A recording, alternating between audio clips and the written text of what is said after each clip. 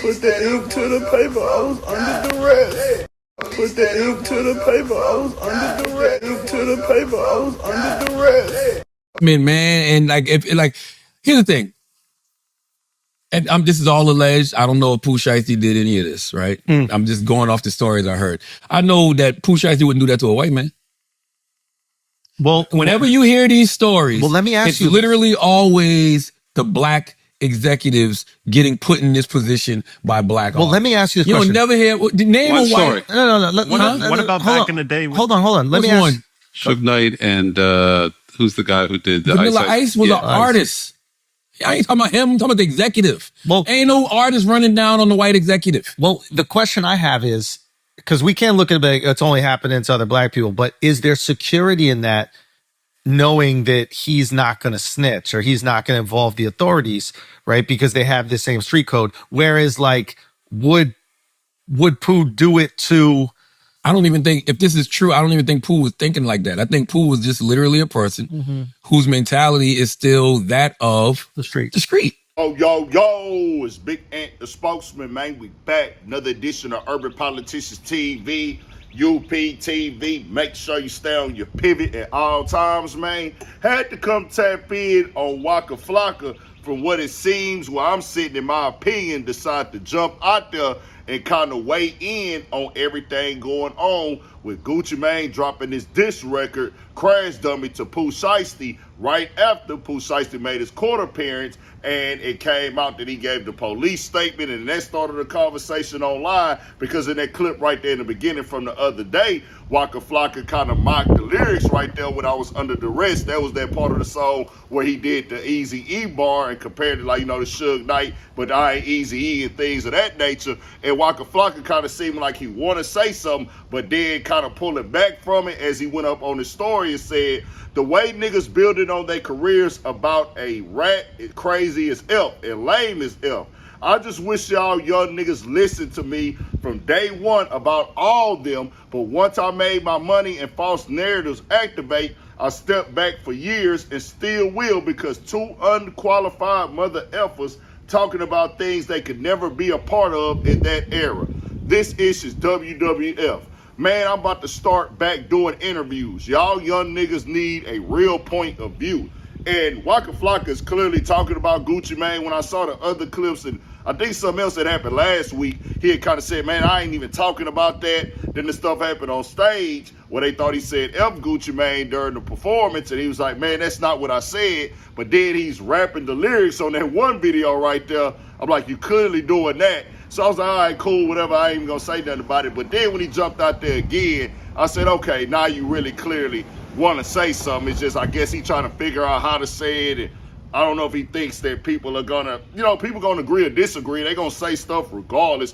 But he most definitely talking about the whole Gucci Mane situation right here. And I had a link in the description where you can watch that clip at the beginning in full and for brilliant idiots, because I put that there to go into another conversation going on with this right here. As Waka Flocka, him and Gucci had a classic time together from the outside, like we seeing that impact. The whole 1017 Brick Squad, everything is a collective that they put out. The artists that Gucci brought into this game, most definitely I was tapped in. We remember Waka Flocka run with the old Let's Do It, the Grove Street, everything that they was dropping was going crazy. The Slim Dunkins, all of them, the Huda Kid, Frenchie, everything they had going on was going up, most definitely. But Waka, I guess he wants to say something, but he don't really want to say it. I don't know why. I know him and Gucci had a fallout. And then the last time Gucci went to prison, they never fully really connected. The relationship just ended. There's stuff with Gucci Mama, with Waka Mama been on the internet. That's that. We'll just have to see what he say up on it. Nah, with this conversation right here, and it getting up more with different people weighing in, Charlamagne made a point right there that he was going at, hey fam, nobody does this to the white executives, only the black ones. And you heard right there where Andrew Schultz pushed back on it. We're like, well, hold on. They understand that the white ones ain't moving under the terms of being in the streets. And when you hear more of it, person whose mentality is still that of the street. So this is how I know how to handle situations. But Pooh would never do it to you because he knows that you're not going to abide by the street code. So regardless of I don't believe that.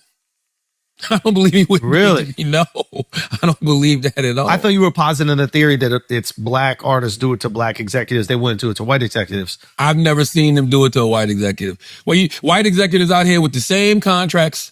Who do you think the black executive is learning it from? Yeah, and by the way, I don't even know if his contract was bad. I'm just saying that there are standard recording contracts. You ain't never. I've heard stories of people running down on Andre Harrell. I've heard stories of people running down, of course, on Diddy. I've heard stories of people running down on Eazy-E. But you ain't never heard stories. Clive Davis got run down on by. But we're not going to keep it street, is my point. Oh, I want to know. I don't know. We believe it. Who? Lisa Left Eye Lopez, apparently, she claims. Lisa ran down on Clive? Yeah. But that's not, see what I'm saying? This is the stance that I want people to know and get why, from my perspective, and this is why I see it, because I'm using my logic and reality of it.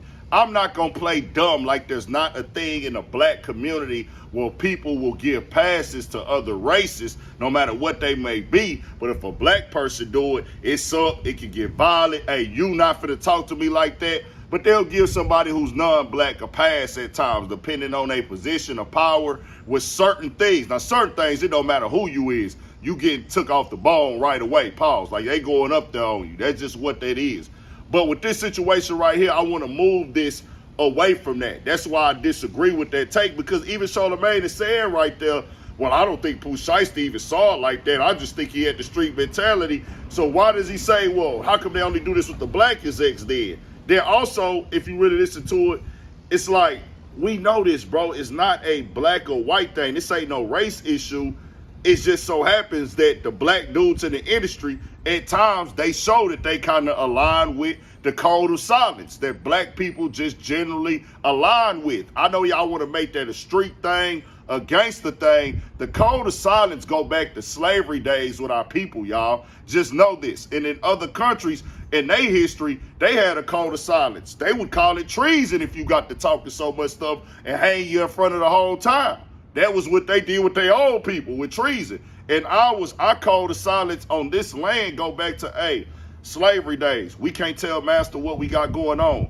We can't tell master this or that. So it just kind of bleeds over into the streets, and they use that as one of the codes in the streets, or if you from that cloth. Now, obviously, it's obvious situations where if you victimize somebody that's not street, you do something foul to somebody not street, you can't expect them to stick to some type of codes. But in this situation right here, there are black execs that they would never, Pooh Shiesty would never try that with. He wouldn't try that with an L.A. Reid or somebody he see wear a suit every day that ain't never had a street record or got on stage at a Jeezy concert and said what he said about the dead man, or been around them smoking and kicking it, and we feeling like, hey fam, you rocking with us and you signed us because we street. You look at me as street. We've been glorifying this street stuff together. So, hey, when it come to you doing something I don't like, I will respond with street stuff with you. But they ain't doing that to another black dude that's in the industry like that. If he has shown them at times, hey fam, I'm the one that's gonna call the police. That wasn't no race thing. And then also with the white execs or the different races or background of execs, with their positions at the labels, they know like, hey fam, we really don't even get to see you. We not even finna really be alone with you like that in this type of situation where it's gonna be personal. He not coming to kick it with you at a private studio session. He only gonna be at the top offices. And also, I ain't finna run you down because I know that's gonna be a major case. So I get what people are saying. We do have that in the community. I just don't think that that applies here with this particular situation at all. That's just my personal opinion. I know everybody not gonna agree with it. I know it's a thing in the black community. Come on, y'all know I called that out. But with this conversation right here, I think we got to move that away from this specific situation, because it wasn't that. It's because Gucci presented the street stuff. They thought Gucci was street. Gucci runs a street record label. They thought that Gucci was going to handle it on how he handled it and take it how he take it. But Gucci Mane had other plans in that situation. Now, with this right here, the song Waka Flocka, just know, the song is what put the exclamation point on it. I know people ain't trying to get it. Nobody is okay at Pooh Shiesty for crashing out and doing what he did and saying that's the move to make. That's already overstood. That's why people ain't really harping on that. They just saying that they are shocked after what Gucci Mane has promoted and pushed for 20-something years, that he would take this type of move of taunting them on the song. Not just the robbery going down or the other stuff. It's the fact you wouldn't make this song like I'ma tell and I'ma taunt you on the diss record, which is kind of showing the street element of it as well after I already telling. That's why if you look in Atlanta, those guys out there are shocked. They're like, hold on, bro, what's really happening now? What is he really doing? This ain't it at all. But y'all tell me what y'all think. I got more videos that just dropped on their Patreon streams, other topics being covered as well. Stay on your pivot. We got more coming. 1,000 for shit show.